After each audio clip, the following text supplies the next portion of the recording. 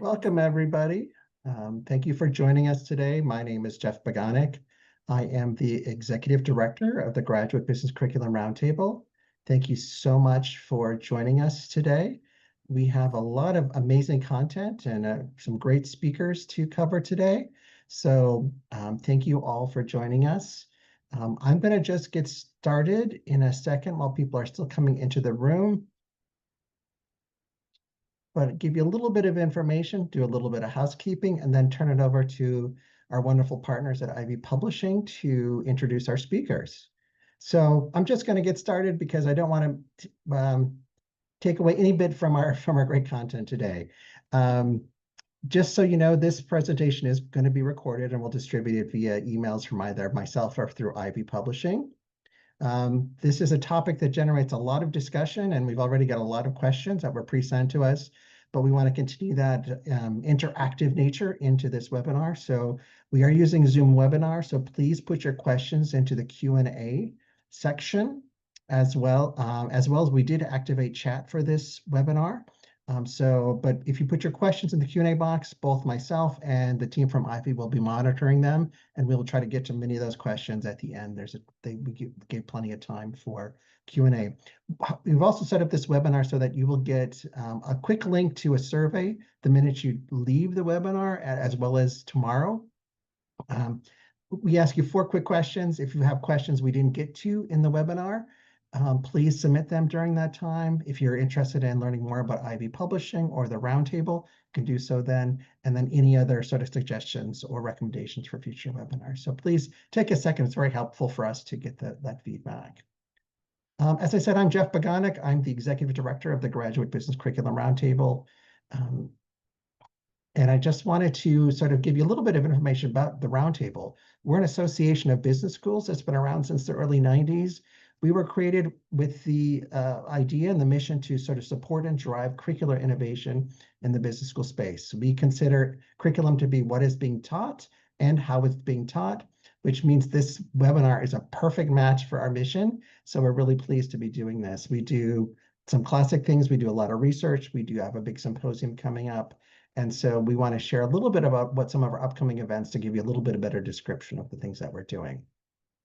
We just completed a research study about how credentials are being used and impacting the graduate business curriculum space. That research will come out in a week or two.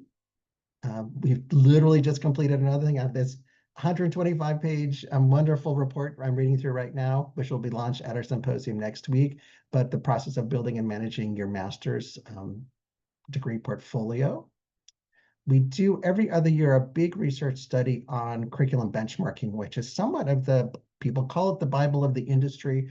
It's available on our website as well, where we do some tracking of what people are currently teaching, what's no longer in the curriculum, to help people continue to design and keep up to date with their graduate business curriculum. And with our partners from Hardcastle and Associates, last year we completed a big study about the curriculum review process. So there's an amazing amount of data and sort of case studies about how people are living and managing through the curriculum review process, which, as many of you know, is not an easy one. We have a couple of big events coming up next week. We have a workshop about the curriculum review and management process. That will be right the day before our big symposium, which is at the University of South Florida. We'll be on their St. Petersburg campus. We're doing this in partnership with the Pemba Amba Group.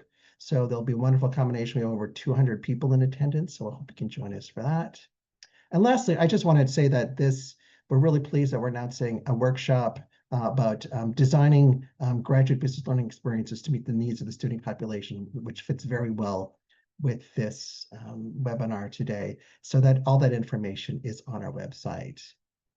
We have a peer mentor program. If our members are interested, I ask you to learn some more. But if you want to learn more about us, just give us a call or email us at info@gbcroundtable.org. And we would love to hear more about your questions and interest in being part of the roundtable. And with that, I am going to stop sharing my screen and turn it over to Laura, who is from Ivey Publishing. And I should just say that Ivey Publishing has been a longtime partner of the Roundtable. We work with these organizations to help us deliver on our mission. And I want to thank Ivey for working with us on this webinar. Thank you so much. Thank you, Jeff. We are so happy to be here. My name is Laura Woodman, as Jeff said. I am the communication specialist at Ivey Publishing. Ivey Publishing is the leader in cases with a global perspective. For us, our mission is just to create transformative learning experiences using the case method for students, business students across the world. And we are passionate about helping educators connect better with the students in the current classroom by creating great learning materials for the students of the today and the issues that affect them today. We have a great panel today. We're very excited. I want to introduce you to our panelists, and we have here Rob Austin, who is who is professor of digital innovation and holder of the Evolution of Work chair at Ivey Business School.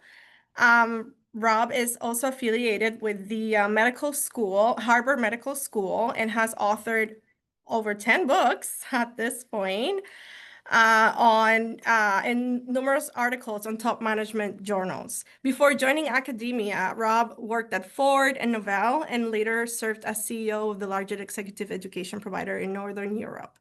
His research in neurodiversity, which is very relevant for today's panel, has been well cited in multiple publications. And a particular article titled Neurodiversity as a Competitive Advantage is also very popular, and I really suggest you read it. So welcome, Rob.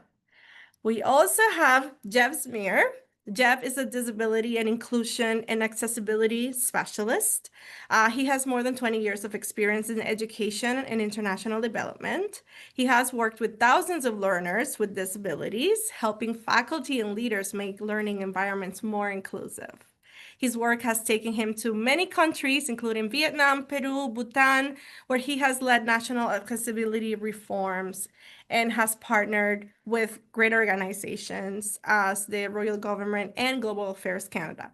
Jeff is also an experienced trainer who has delivered hundreds of workshops and webinars like this one on universal design for learning, accessibility, and disability inclusive employment. We're very happy to have them both here with us to share their insights and their experiences. And I'll leave you with them. I'll be at the end for any questions about Ivey Publishing. And over to you. Very good. Thank you, Laura. So I guess we need our slides. Yep, there we go. Perfect. So welcome, everybody. I think what we're going to do here is we're going to present for a little while, and Jeff and I will go back and forth as we address different topics. And then we're going to hope to have a discussion, and we're going to hope to involve all of you, get some good questions, and do our best to answer them. So next slide, I think, Laura. So yeah, so one of the things that we wanted to make clear is this topic, neurodiversity and how it intersects with the case method, is, I think, in my view anyway, it is still an open question. It's a complex topic, and there are a lot of things that we can think about and consider. And so kind of the game we're playing here is to try to figure out how some of the changes we might make to the case method might make it better, more neuro-inclusive, but also recognizing that the case method is designed the way it is for some particular reasons. So our roles, I've had a lot of case method experience. I've taught case method teaching probably in several dozen seminars for faculty members around the world. But I've studied, as Laura said, neurodiversity in the employment setting. So I've studied how companies become more neuro-inclusive. But I don't necessarily feel that I'm an expert in what Jeff is an expert in, accessibility in the classroom. And so Jeff, I think what we were going for is a bit of overlap here. Jeff doesn't have as much background in case method teaching, but he's a deep expert in the classroom experience and classroom accessibility for people who are neurodivergent. So hopefully the combination of the two of us will overlap in a way that will produce an interesting discussion here. So next slide, please, Laura. So our aims are pretty simple. We're going to start with some definitions. We're going to move to some challenges that are associated with neurodiversity. And we should emphasize that these are not always present in any given individual. One of the things we always aspire to do when we talk about neurodiversity is not to stereotype. So we should not necessarily assume that an individual exhibits any of the underlying symptoms that are sometimes associated with neurodivergent conditions. And yet it is useful to consider what common conditions look like. We're going to talk about the case method and its components, why I believe a really great way to learn. And then we're going to spend a little bit of time on universal design for learning before moving into an open conversation that hopefully will move us forward towards a more neuro-inclusive case method approach. So I'm going to turn things over to Jeff now, and he's going to pick up on the definitions. Okay, great. Thank you, Rob. And good day, everybody. Thanks for joining us today and for coming with an open mind and an open heart to these really, really important topics. So neurodiversity, and it's a big term. It can mean many things.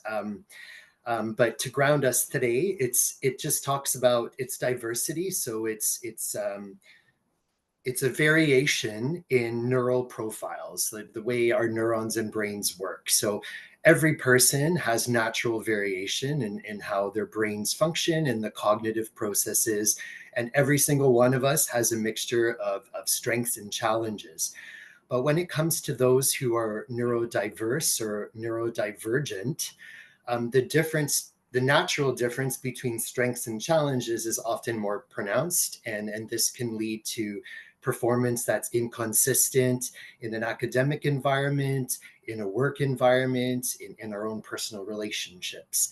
And so the idea is for us to be as creative as we can be as educators and try to confer a competitive advantage. So we want to look at what's our environment that we're operating under, what can we do that can build on the strengths of our learners and reduce the factors that cause disability.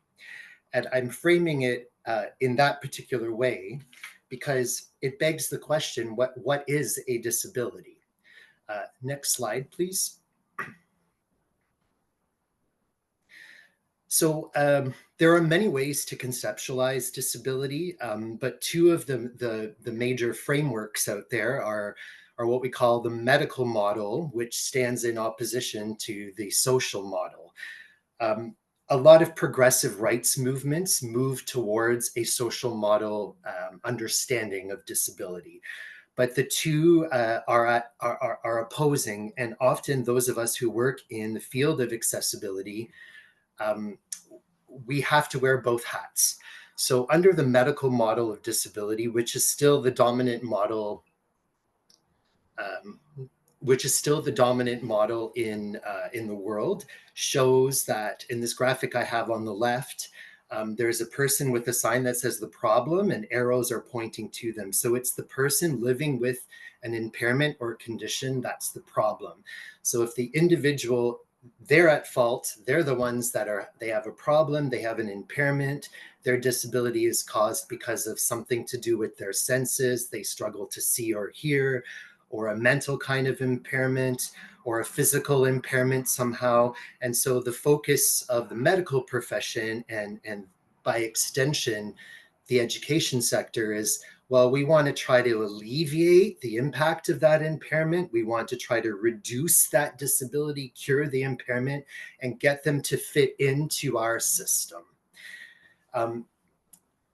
That is one way to look at it, but more and more organizations are adopting the approach of a social model of disability, which says, you know what, it's not the individual with the impairment that's the problem. It's the barriers in the environment around us, whether that be in our classroom, in our workplaces, in the way we communicate, in the systemic, in the design of spaces. So it's those barriers that are the problem. If those barriers were removed, then there wouldn't really be a disability. There would be impairments that the person has to manage. And just if we can go back to the previous slide. And so it really talks about the problem being with barriers. So that could be the organizational barriers that we as institutions put up with inflexibility in our processes and procedures.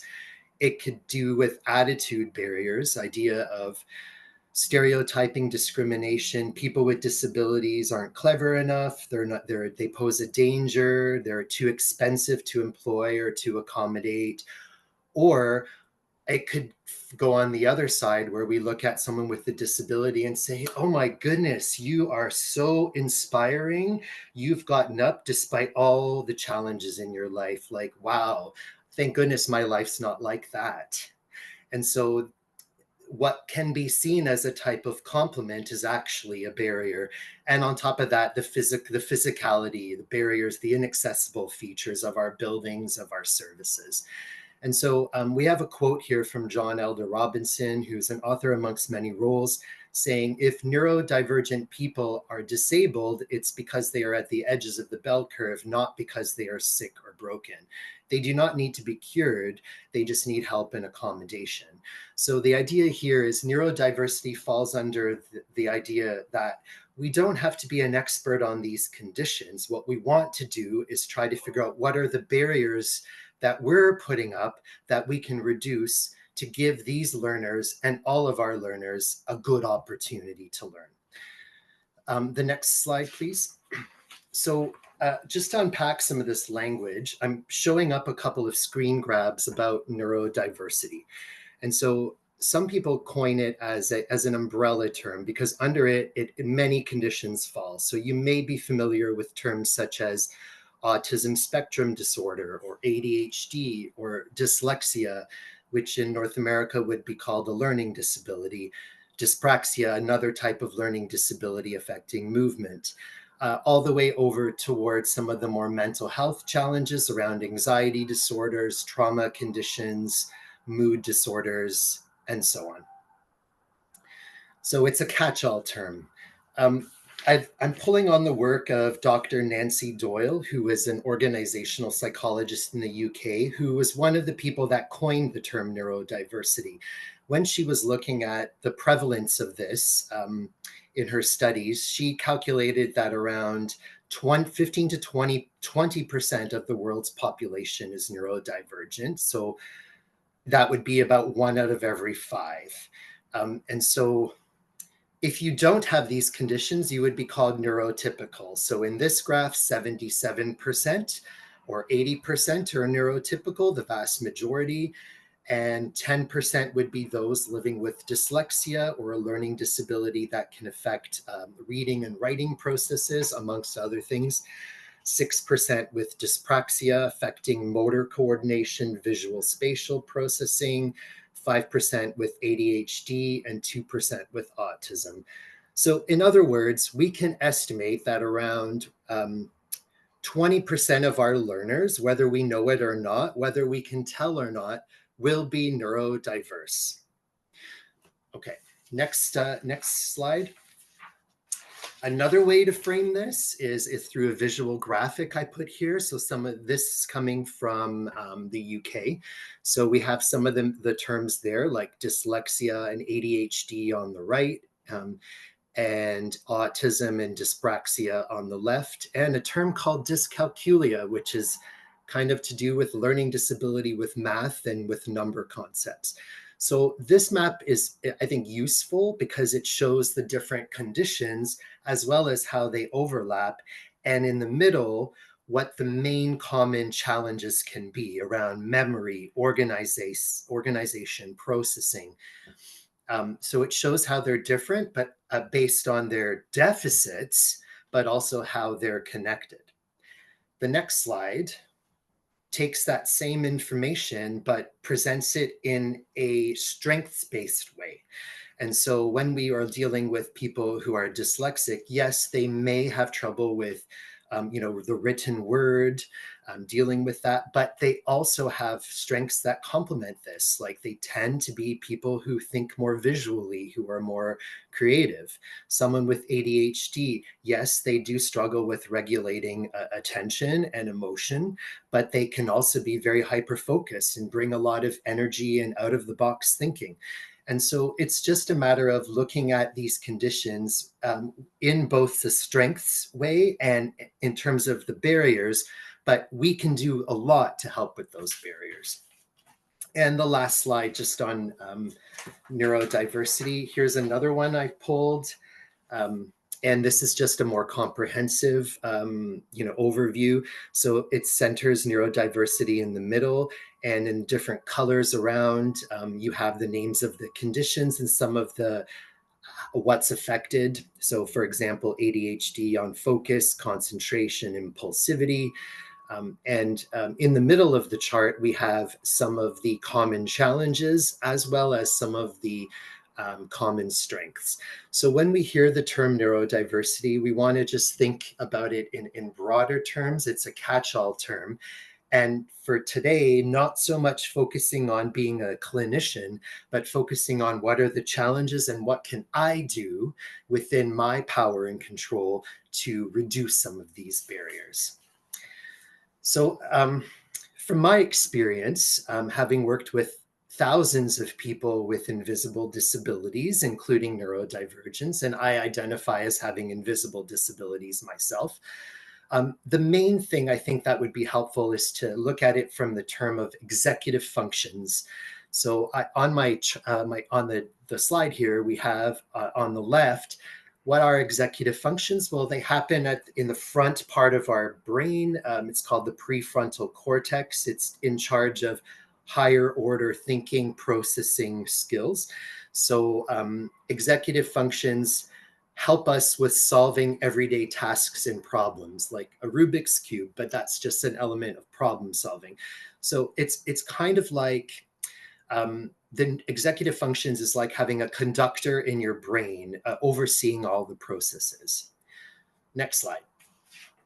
So in a nutshell, and there's a lot of work done about this, I'm happy to share more articles later on or after this webinar, but in a nutshell, almost all neurodiverse learners, whether that's someone with a learning disability, an ADHD, anxiety conditions, autism, etc., will struggle with executive functions. There are different ways to categorize them, but I see 7 or 8 main ones, which I've listed here. So neurodiverse learners may struggle with controlling their impulses, or sometimes struggling with stopping a behavior at an appropriate time.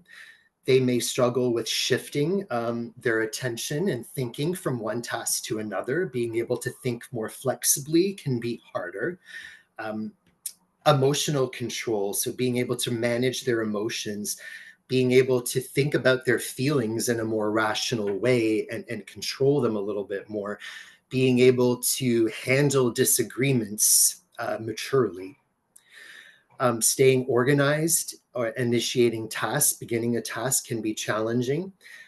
Planning, if there's multiple steps involved, figuring out what's the most important thing to tackle first and how do we know that. And the 2 biggies, if anything, today will be, one is, many neurodiverse learners struggle with working memory. It's like having a leaky memory. It's nothing to do with intelligence. None of this affects academic aptitude at all. It's just the execution of those skills. And so working memory is being able to hold information in your mind long enough to do something with it without it disappearing on us. And processing speed. So taking a little longer to make sense of information, a little longer to come up with a response and process it. All neurodiverse learners will struggle with executive functions in some way, and overarching all of this as well, because they're aware that they struggle with these, and there is such intelligence behind these learners, is anxiety spills out. So on top of struggling with these, they get anxious about their struggling. And sometimes I've heard many of my learners describe it like you turn on a faucet or a tap of worry and it keeps running and it affects everything else. So we have to think about, hold this in our mind as we move ahead with the case method and think, what can we do with these executive function challenges? Over to you, Rob. Thank you, Jeff. And Jeff, actually, I think Zoom is doing something strange. I don't see you in the frame. If you lean forward or something, maybe, I think it's focusing wrong or something. It might be, I've disappeared myself, but I assure you I'm okay. here. That's okay. That's okay. That's normal then.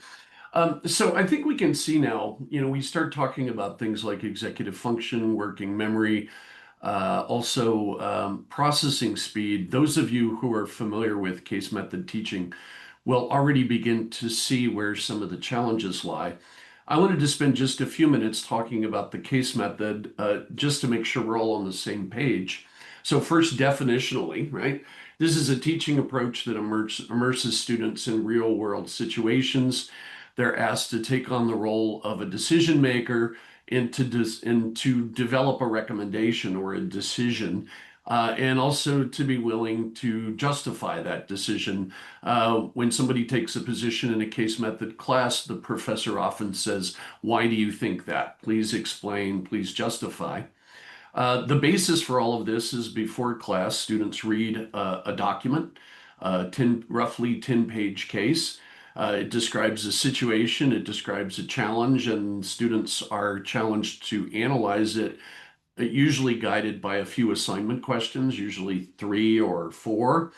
Also before class, in the classic version of the case method, they would meet in small groups to begin talking about the case and the assignment questions with a learning team.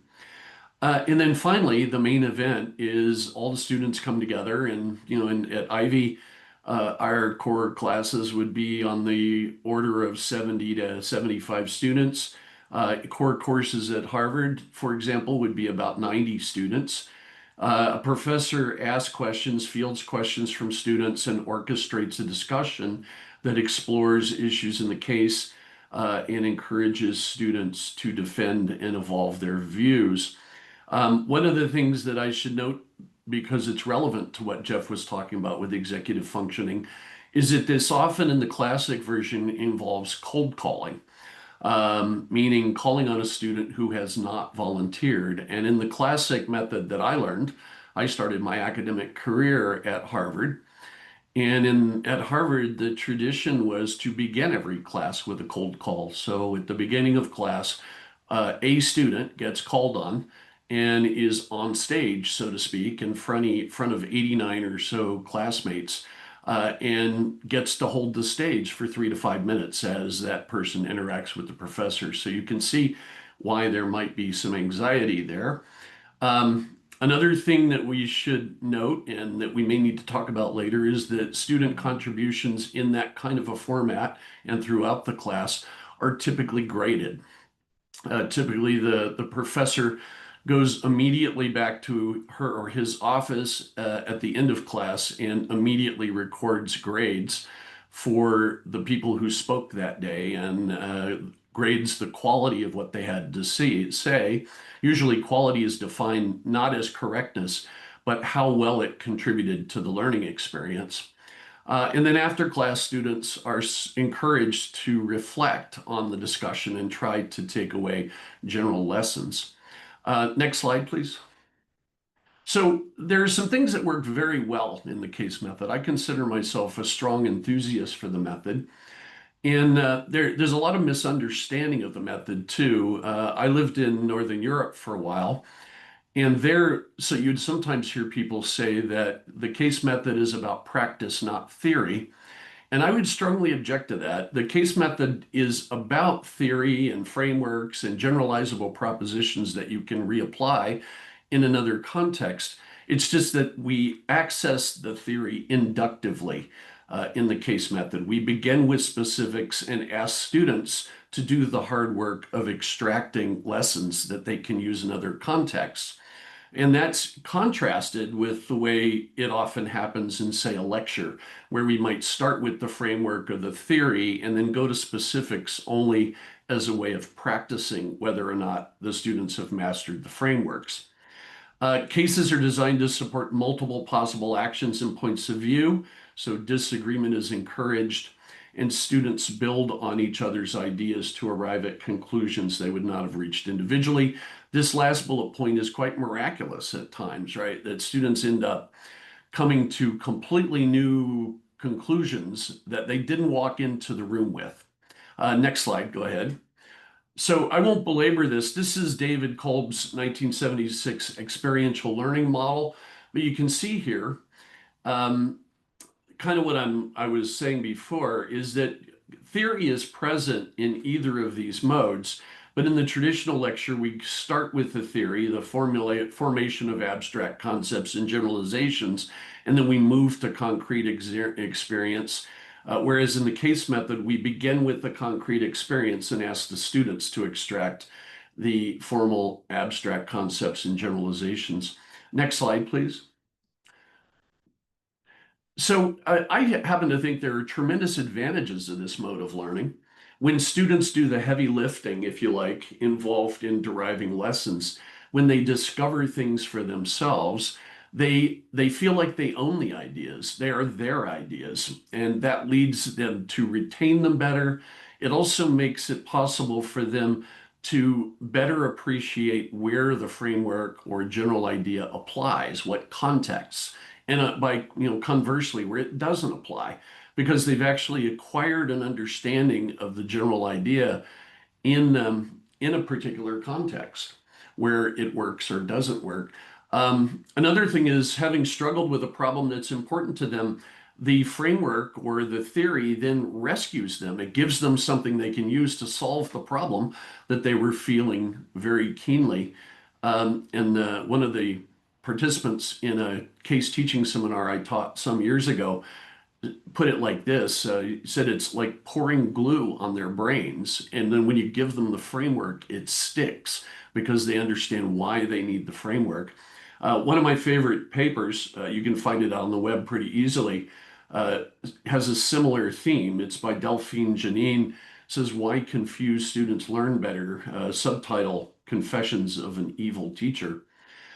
Finally, I'd say it requires a higher formal learning to take a position and use theories and frameworks to explain than it does to just repeat back to a theory or a framework on an exam. Also, the experience is often very engaging and interactive. And a big argument that proponents make is that this prepares students to participate persuasively in live interactions with others, such as business meetings. So for example, our students at Ivey in the business community have a reputation for being students who would be willing to speak up in a meeting and tell the vice president's wrong. And not all students, not all graduates of business school programs get practice at things like that. I think that's my last slide. I think I'm back over to Jeff now. Nope. Well, guiding questions. Yeah, well, let's come back to those. Go ahead, Jeff. Go to the next slide, and let's go to Jeff's. Sure. Thanks, Rob. Yeah, we can skip this slide for the time being. Thank you. So Rob was laying out the multi-stage components of the case method, how it was based on experiential learning, and some of the advantages. So hold that, and I'd like to introduce a theory or a framework, which is called the universal design. It's a research-based framework for kind of creating flexibility. And so the original term was coined in the 1980s by an American architect who was studying what's called the curb cut effect. So he had noticed that if they put a dip in a sidewalk, so it levels between, there's no step between the road and the sidewalk, that would mean that someone using a wheelchair or a mobility device can easily enter the sidewalk or the footpath. But when they cut that curb and made it accessible for that person in a wheelchair, a lot of other people benefited as well from that one design. Including people who are elderly, or those parents who are pushing their children in a stroller, or people carrying or pushing heavy things like, suitcases or bicycles. So one simple design initially for someone using a wheelchair is now benefiting many. And so it's the design of a product or environment to be usable by as many people as possible, that regardless of their characteristics, their ability, their age, their size, etc. One design usable by many people without having to have any special adaptation or design. And so, that makes sense in the concept of a physical thing. But we can extend universal design to the classroom, and we have something called universal design for learning, and it's about creating flexibility in the learning environment. So next step, next slide, sorry. And so I have here on the left, this might be familiar to some of you. We have a graphic here of a mixed ability classroom. So there's a teacher on the desk in the image, talking to a group of students, various students here. So there's an elephant, a monkey, a penguin, a fish, and others. And the instruction is, the professor is saying, for a fair selection, everybody has to take the same exam. Please climb that tree. And so we would know that some of those students would do well in that exam, such as a monkey or a bird, but someone like an elephant or a fish would not do very well in that exam. And it wouldn't obviously be the fish or the elephant's fault. The fault lies in the design of the activity or the assessment, which didn't take into account their needs. I'm quoting here from Albert Einstein on the right, who, had the diagnosis of a learning disability been available during his time period, probably would have been labeled with such a term. But he said, if you judge a fish by its ability to climb a tree, it will live its whole life believing it is stupid. And so our job is to understand our learners, think about their needs before they even show up, and try to make adaptations to our teaching to cater to those needs, or take a universal design for learning approach. Next slide. And so just, really briefly, universal design for learning is called different things. Sometimes you hear it as universal instructional design. Sometimes you hear just differentiated assessment or differentiated instruction. Sometimes you just call it generally good teaching practice. So it's called different things, but in essence, it is three pillars. So, and it provides a solution for us when we're dealing with diversity in our classrooms.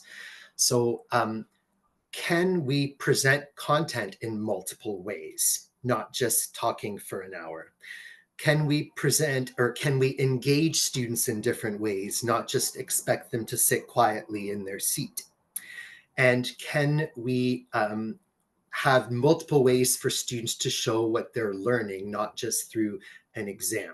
So the idea of flexible, multiple approaches to present, to engage, and for students to demonstrate what they've learned. If we can do those things, we will be much more inclusive. So we want to assume that around 15 to 20% of our learners will struggle with memory, processing, anxiety, shifting, organizing. So what can we do on these three pillars to improve their experience? The next slide. So the good news is, as Rob pointed out, and as some of you may already know, using the case method is it naturally lends itself to many universal design for learning principles, which is really, really fantastic. So some of those principles, when we're presenting content, it could be activating what prior knowledge, what students already know, making sure you're not relying on one single sense alone. So you're not just showing something or talking, you're doing multiple things like writing down what you're saying, If you're introducing vocabulary, putting that up at the front, getting people to kind of unpack that language right away, giving clear feedback, modeling the work, ultimately presenting the same information in different ways at different points. What we can consider here is like, for you, when you're presenting the case study, like, are you presenting that case study in different formats? Is there an electronic format? When people are speaking during the discussions in class, is there an opportunity for every speaker to summarize or paraphrase what the previous speaker said, to keep that repetition going? As a facilitator, what are you doing when the students are discussing? Can you somehow capture that verbal information in a visual way? These are some thoughts. The next slide. So the second component of UDL is multiple ways to engage students. So, using positive interaction, getting to know your learners, giving them some choice, stating the real life purpose of this learning. Why will it be of value to them in their real life? Making the space comfortable and safe for mistakes. We're going to deal with a highly anxious generation of learners who will absolutely not want to speak out. And so what can we do to encourage that? Are there ground rules that we can make? Is there community bonding activities in the beginning? How are you gaining student interest in the case? Can we come up with cases that matter to them? Getting students to investigate, reflect, that's already inherent in the design of a case method. And more importantly, teaching students the meta strategies, like how can they deal with when they're being frustrated, right? It's training ground.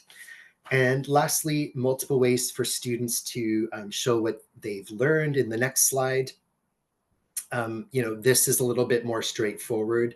So having variety, being able to have oral responses or written responses or online responses, or maybe record a presentation rather than speaking live, or putting it in writing, or performing it somehow, doing an interview on the content. Anything apart from just written tests, for example. It's the idea of adding variety.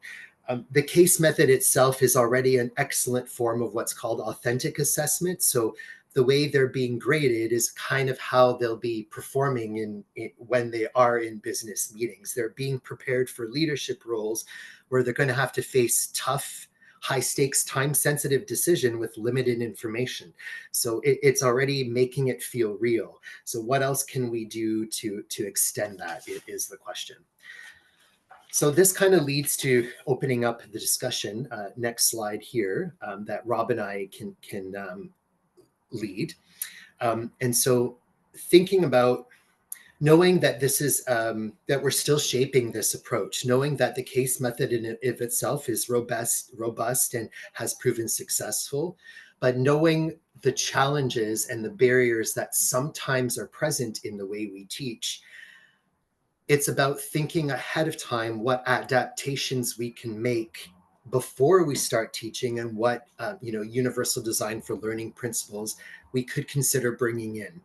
And so how can we make the case method more inclusive? Well, I would ask the following 4 questions to the group. How can we better support the learners who will have slower processing speed? How can we better support those who tend to have weaker working memory? And what about those who are a little bit more disorganized? And how do we support those with heightened anxiety? So I think if we can come up with some strategies or adaptations on those 4 areas, we're much closer ahead to neuro-inclusive case methods. So I'll turn it back over to Rob here. Well, very good. And I think that's where we are, right? So one of the things that I always like to argue when I teach case method teaching is that like all useful methods, like all good approaches to anything, it needs to be a living method, right? It needs to be subject to change over time. And so, the question I always like to think about is, And I firmly believe that the case method is a very robust approach. Every November for the last 15 years, I've taught with the case method in Japan in full translation with Japanese in one ear, English in another ear, and with adaptations, it works exceptionally well.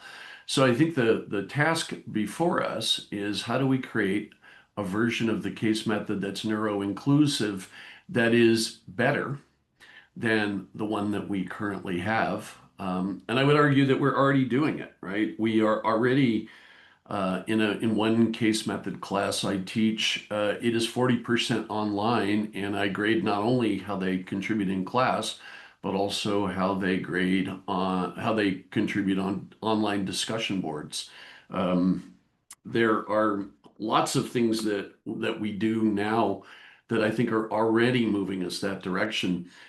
In the old school case method I first learned, when someone was unprepared in class or appeared to be, the classic response was to kind of give them a hard time. I don't think we do that anymore, and I think that's better, right, for dealing with things like frustration, anxiety, and so forth. Because I think we used to catch some neurodivergent students in the net that we were casting for people who we assumed to be unprepared. So I don't know. I would like to kind of ask for questions from the group, for suggestions from people who are out there. Let's hear your ideas as well. Like I said at the beginning, I don't think this is a solved problem. Thanks, Rob and Jeff. Great presentation. We do have a couple of questions in the Q&A. If you don't mind, I'll just you might be able to see them yourself, but I'll take a chance and just read them for you. One of the questions is, what kind of cases can be discussed in the classrooms with these neurodiversified students? Is there different cases? I think is a question that might be better. So I guess we're talking about format of the cases, right? And Jeff mentioned this, right? That cases don't necessarily have to be a 10-page written document. And in fact, I think a lot of people these days experiment with multimedia cases. Things that are, the materials can be online. If you use video cases, we can add closed captioning fairly readily. I think some of this is just a matter of being, more explicit about thinking about inclusive approaches, so always trying to include closed captioning, for example. Jeff, I'll let you also offer your thoughts here. Yeah. Sure. Yeah, sure. Thank you. Again, I'm not sure where my head went to in this webinar and in life some days. But yes, it's when it comes to disability, we don't want to change any standards. We don't want to reduce the expectations. All learners will have to, meet standards and meet criteria to pass and to graduate, for example. So it's not about giving, like, if this is the premise of the question, it's a great question. It's not about giving an easier case or a different case to learners who are neurodiverse. It's the same case for everybody, but the manner in which it's presented or discussed, that's what could change, not the nature of the case itself. However, maybe there could be cases where there's representation. So could business cases bring in stories about people who have disabilities, for example? Maybe that might be, a better way to sort of select cases. But I think for this purpose, it's really about, okay, in the way we normally, conduct the case method, are there shifts we can do in the teaching of that, or in what we're getting students to, to engage with us, that can be made? Because the question here isn't about academic aptitude or intelligence. For example, to be diagnosed with ADHD or a learning disability, you have to have average or above intelligence. It's really about what are shifts we can make to have that be a better opportunity for those students. It, And if I can add just a little bit more, this idea that Jeff has just um, brought up, that we're not giving an easier case. From my research on employers, one of the things that I've found consistently is that they also adhere to a philosophy like that. Microsoft has one of the largest programs, and one of the things they told us when we interviewed there is, they said we would never say to an employee, because of your disability, we are going to expect less of you. Um, what they would do instead is work actively to accommodate, to support, and so forth. If you like, to cut the curb, to eliminate the barriers. But then after that, what they say, and they're very clear on this, is the bar is the bar. It's the same for everyone, and that's best for the people who are, for the neurodivergent people as well. Quickest path to stigmatization is to create the idea that somebody's getting a special, easier route. So that there's been several questions around this. This seems to be a general theme about choosing the cases and adapting the cases. But one response that I thought was interesting was, is if we take the tree climbing analogy, how do we work with colleagues who feel that it is an affront to not climb the tree? yeah, that's a hard one. One of the things about the case method is that it does have some very staunch traditionalist, purist defenders who will insist that climbing the tree is what business is all about, right? And I mean, metaphorically speaking, right? And I do think that we need to reflect on, some of what I worry about is that if we think about our models of leadership, our mental models of leadership, maybe they're too narrow, right? And I wonder, that not everybody. I'm not a particular big fan. I know a lot of people aren't of Elon Musk, but he is acknowledged as being neurodivergent. He's obviously successful in business. And one of the things I say to my colleagues, to be provocative sometimes, is what contribution grade would we have given Elon Musk in a case discussion? And if he contributed in class like he tweets, probably not a very good one, right? He probably would have not been very constructive sometimes. But we do, I think, need to think about whether our ideas about leadership, what we're training students to do, might need to be a bit broader than the case method in its traditional form represents. I don't know, that's controversial for some people. I'm having a tough time choosing the next questions. Laura, if you have any suggestions as well, but there's just some really good questions. This one is kind of interesting. Shouldn't the next logical evolution go beyond universal design for learning to a more personalized adaptive learning framework? It sounds interesting, but then the question is how? Jeff, I think that might be yours, yeah? I don't know if there's one fast solution for everything. Universal design for learning is a framework. It doesn't erase all good practices. But what it does do is give some solutions. The question was really about, is there something else better than universal design? Is what's better a personalized approach to learning? I suppose so, but that just is not going to happen. That's not going to happen with the reality of funding and government funding for education systems, et cetera. So I think it's really down to us to do what we can, do what we can with the methods we have and be able to think a little bit more creatively. And you know what, you're not on your own on this part.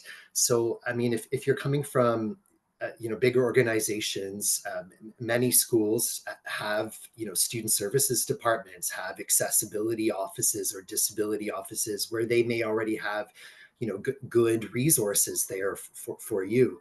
But a really good rule of thumb is something I did when I used to teach as well, and what I encourage my professor colleagues to do is You know, the students who are neurodiverse, they're the experts on themselves. You don't have to be.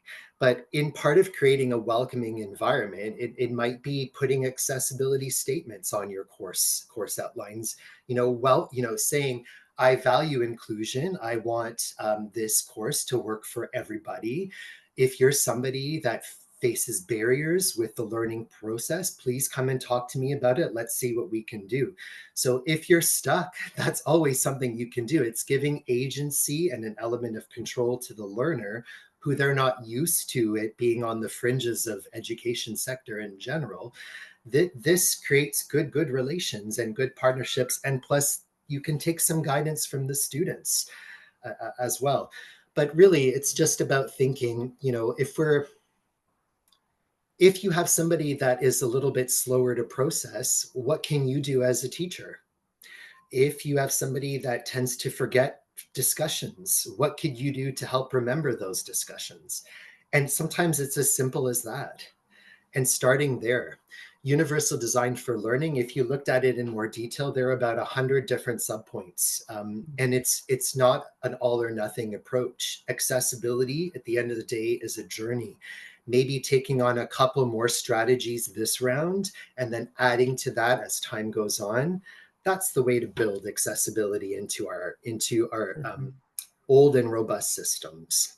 Yeah, I mentioned this when we've been talking about these topics. People always ask for a checklist, and I always say there's no such thing. There's frameworks to get you in the right direction. There's a lot of great questions, and I'm going to apologize that we're not going to get to all of them. But one of the last ones was kind of interesting. Was one challenge is helping all students, regardless of neurotype, to engage as reflective practitioners. What follow-up exercises have you used that encourage students to take inclusive practices from the classroom into their teamwork, internships, or community leadership roles? Yeah, I don't know if we do as good a job of that as we could. But I do think that when we do deal, overtly with inclusivity in the classroom, when we make it a priority and when students can see that, I find that this generation of students are very, very eager to embrace that. In fact, we're currently putting together a survey. One of our counterparts at Microsoft has a belief that the current generation of 20-somethings expect employers to be more neuro-inclusive, and that those who aren't neuro-inclusive will have a problem recruiting talent. And I certainly hope that's true, and I hope that this generation of students can lead us all in that way, right? That they can teach us.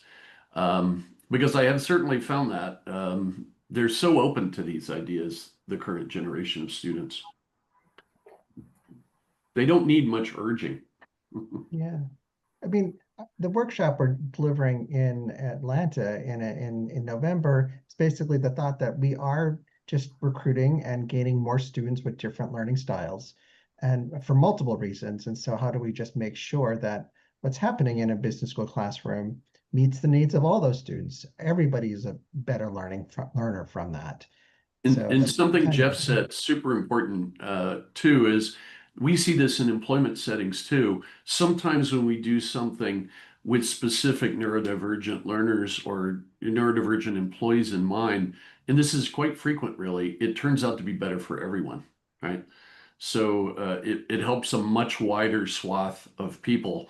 And in fact, we just written an article co-authored with 3 of the thought leaders from some of the major companies that argues that neuro-inclusion is a path to building organizational capabilities, right? It's a way of becoming generally better. Mm-hmm. Do you have that link? Do you have that link we can share in chat for Rob for that, or we can maybe use a follow-up? We'll do that as a follow-up. I will get that for you. Yeah, there's an entire body of work that's positioning disability inclusion as being good for business. It's talking about return on investment. If we invest and tap into the untapped market of disability, it will have many spillover effects across the board. And so it's just taking disability, neurodiversity, and turning and adopting a different perspective on it. Really, it will be good for everybody. Inclusion is good for everybody, and that's ultimately, I think one of the takeaways here. So, thank you. Well, and I thanks, just Rob. put that link in the chat, Jeff. Perfect. And thanks everybody for joining us. Laura, do you have any last words from Ivey? Thank you so much for joining. Definitely follow us on our social media, LinkedIn, and our website for more resources and to stay up to date with other similar events like this, where we'll share great content from experts. So thank you so much.